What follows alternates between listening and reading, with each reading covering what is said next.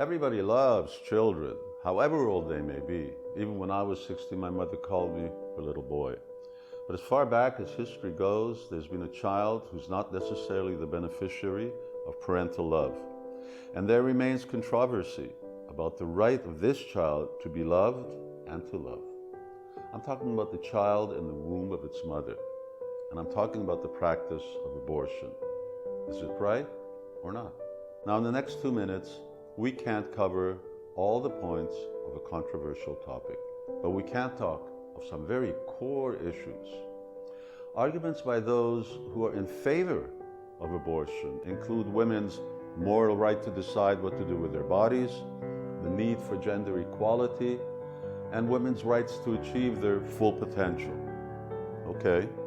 Now, by way of reply, let me start at the beginning of the beginning. According to the Vedas, life begins at conception. The fetus, at any stage, is alive.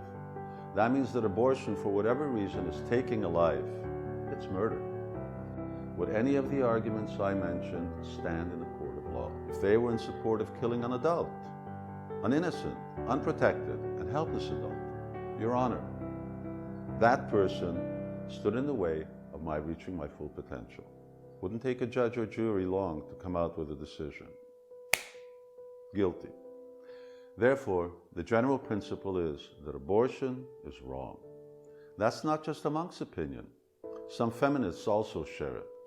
Feminists for Life write, "We believe in a woman's right to control her body, and she deserves this right, no matter where she lives, even if she's living inside her mother's womb." Jack Nicholson says, "I'm positively against it. I don't have the right to any other view." And musicians, well, you know the singer Celine Dion. Her mother's priest advised her against aborting her, and she was the 14th child.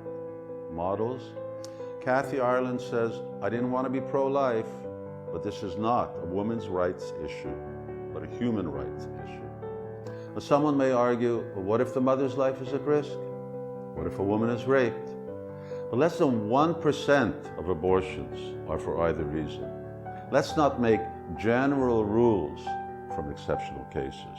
Let's stick to the core issue. Abortion is murder, and it's going on a vast scale. Annually, this planet sees about 56 million abortions. That's 25% of all pregnancies. Of those, 60% are married women and 40% are unmarried. That's a lot of lives taken, a lot of bad karma. In closing, I suggest that abortion is a symptom of a much deeper problem. There are women who are raped and become pregnant. The problem is that they were raped, and not that they're pregnant. The real problem is how degraded our society has become. Sexual permissiveness and sexual obsessiveness are two of those main symptoms. And to bring about a social revolution, among other things, we need to value and teach self-control, celibacy until marriage, and sanctity of life.